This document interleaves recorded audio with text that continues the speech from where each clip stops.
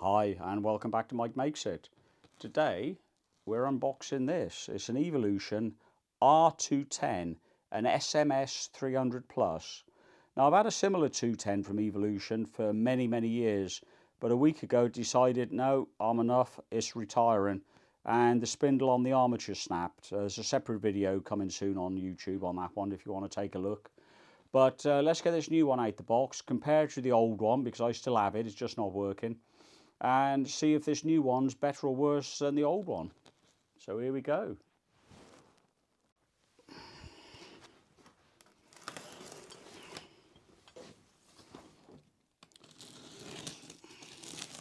There's a 3-year warranty that comes with this, automatically registered to you apparently. So I think the other one was only 12 months, although I've had that over 10 years like I said. So it's value for money there. Get a blade. I suspect this is a standard, yeah, you got a standard multi-purpose blade there. Book of words, a little bit of assembly required. Same as the 255. You probably saw me put that together on YouTube. This is just straightforward, very similar nuts and bolts assembly, I believe. We'll see. See what we get in the box. Don't put this upside down. I did that on mine. You gotta make sure you have it the right way round. It can be dismantled and put the right way round. Just a pain. So make sure you get it the right way up.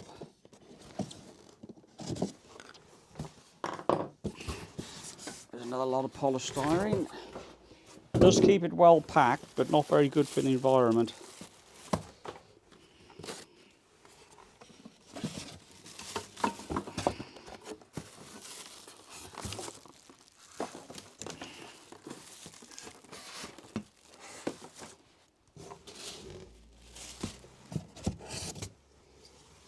Looking very similar to its bigger brother, the 255, in layout and handles, etc. The reason I went for one of these, as well as the 255, this is very portable. The 210 you can carry up to the garden without giving yourself hernia. The 255, well, you can carry it up there, but you wouldn't want to be doing that too many times. Right, that's pretty much all the bits you get in it. Got the base, got the head unit, the slide handle, dust bag, and all the other bits and bobs you're going to need to put it together. There's an Allen key comes with it. That's probably just about all you need to put it together. So that's what I'm going to do now.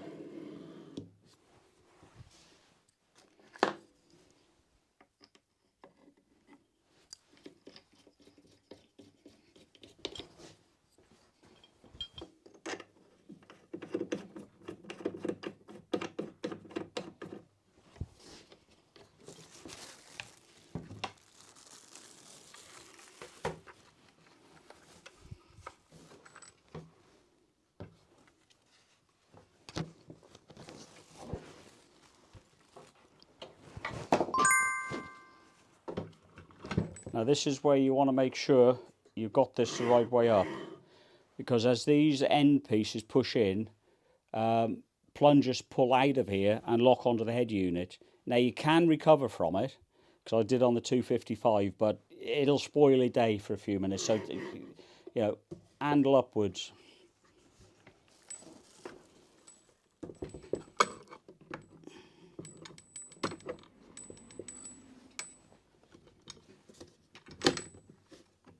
There you go. Now those plungers have come out and locked the head on firmly. There is a way of going in either side if you have to push those back in, and you can remove the head. But this time I got it right. There's a couple of bits you've got to screw on the ends here. Another one on the other side. So I'll go ahead and do that, and you can come back when it's fully assembled. Well, that's the Evolution all put together. No big headaches. Only need one tool, and that's supplied with it. Overall impression so far, very good. Very similar to the 255 in the sense the handle's on the top for lifting, which is nice. And these extra bars on the end of the machine just to support your work while it's in there. No soft start on the motor, so you hit the go button and the motor immediately fires up. With the 255 I've got, you've got a slow start circuit in there, which is nice, but not essential. I guess they're building this down to cost. But yeah, that's not biggie, not on Mike's book. Out of the box, accuracy and setup, fairly good. Fairly good, I must admit. The other 210 I had was way off. But the backstop here, where the work sits against, this is adjustable if you need to make any adjustments. So all I did to check was put the biggest square I've got in here, made sure it was resting square on the back, and just bought the blade. Obviously make sure it's not plugged in. Make sure you pull that down, and I just had the tip, the very outside of the tooth of that blade dinging on here. You got that noise going on. So as you lifted the blade up, it would just touch the tip of the blade on the edge of the square. Pulled it all the way down here and set it so it had exactly the same this end. And very, very slight movements. There's 4 screws or 4 bolts. 1, 2, other side, 3, 4. Dead simple. Just loose them off a tad, and you can move that back plate, and you can square the work up. What you don't want to do though is only undo 2 of them and move half this back plate. It's only a casting, and you're going to bend it, or bend it enough for you to lose your accuracy. If you put your square down the back, this is absolutely flat. If you only undid 2 of the bolts, you're going to bend the assembly here, or bend it enough to cause you an issue. The laser, it's got a laser. See him glowing at the back there. You can switch that on and off here. So go back to the laser, off, on. So you might not always want to use a laser. It's a waste of time it being on in the bright sunlight if you're in the garden, for instance. That was bang on, absolutely bang on, but for my liking, on the wrong side of the blade. Let me get a little bit of paper and pop that in. Now, as you brought that down, they've done it on purpose like that for the right-handers, as far as I'm concerned, because I always put my piece of work in here, in the left, and the offcut is on the right. Now, maybe it's just me, but if you'd have put the work in the right-hand side, then that laser would have been bang on. As it is, I've made a slight adjustment. When you bring the blade down, it does block out the laser. If you're on the other side, not so much. So if you're right-handed, this was ready to go out the box. But if you do need to adjust the laser, there's the laser, a couple of screws, loosen them off, and away you go. Round the back here, this control knob, loosen that, and you can alter the angle of cut, and you've got 0 to 45 degrees, and the 0 was bang on, absolutely bang on. Although there is a stop here you can adjust if it is not, if it is out a little bit. Looks like a 10mm spanner, 5mm Allen key. Wind him up or down depending on which way it's out. If you got like 1 degree, you take him in a little bit. Likewise on the other side, another screw adjustment. Don't know if you can see that. That's black on black. That's for your 45. So I've not got anything I can measure the 45 degree with at the moment, but exactly the same setup there. I like this clamp. If you've got your workpiece in there, you can screw that up and get it captive. So it's pulling it into the backstop. You've also got one of those, which will clamp the work down. Let's just, can't do this with one hand, I'm afraid. Let's just tighten that up a little bit.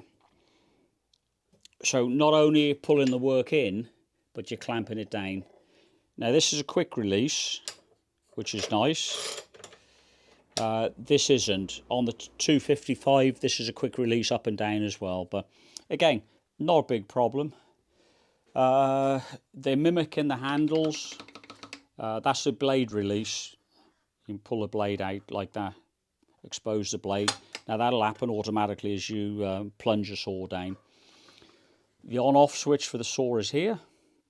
It looks like there's a hole through it, so you could potentially lock that out if you need to, which could be a handy feature if you've got children around and you leave your tools knocking about. It is a little bit bigger footprint, but then mainly that's because you've got a 300mm cut. The 210, I'm not sure how big that would go. We'll pull that up on the bench and we'll do them side by side in a minute.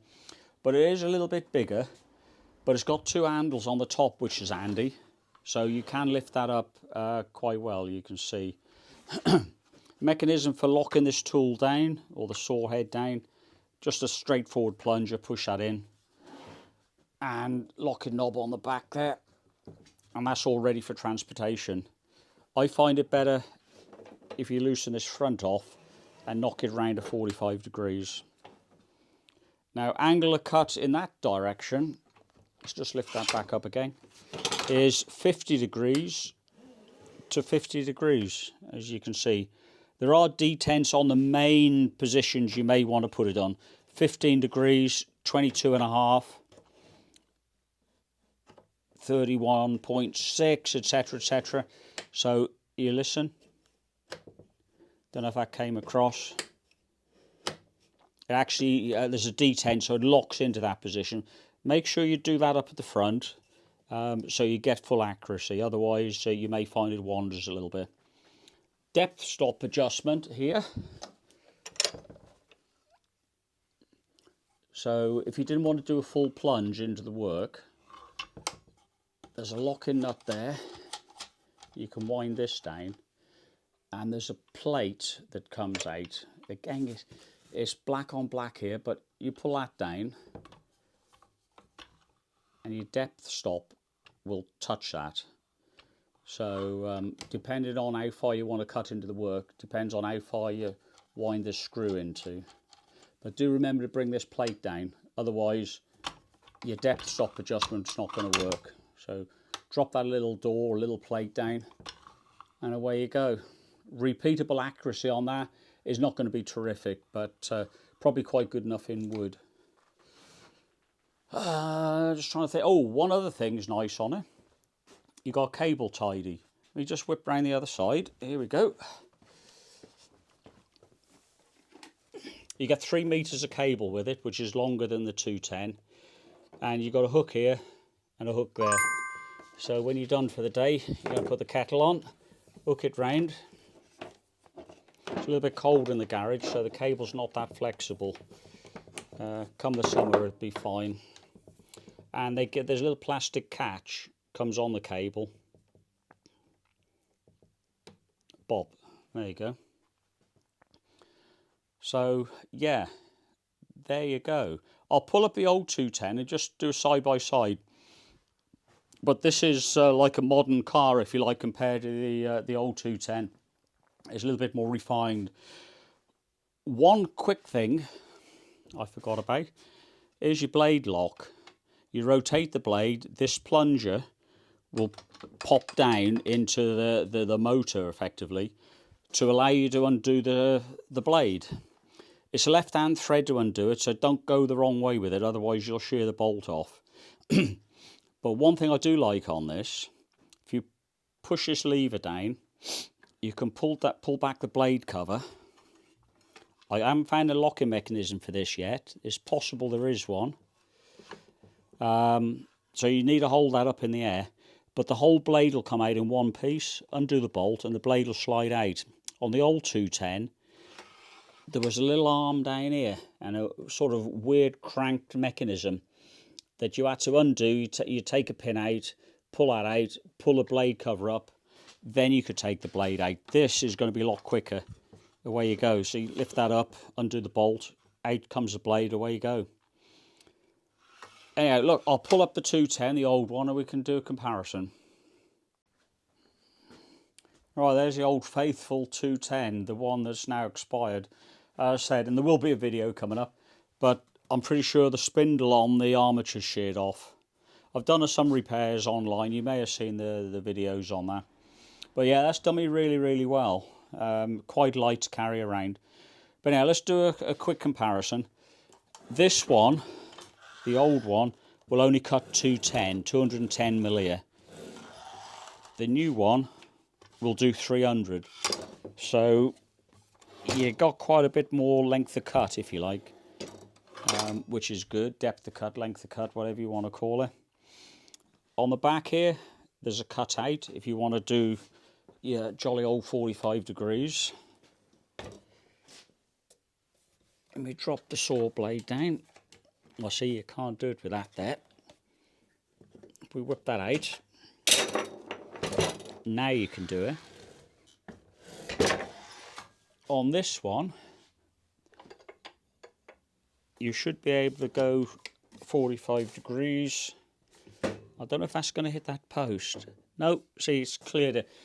How they've designed it, you can actually go 45 degrees without making contact with the hold down.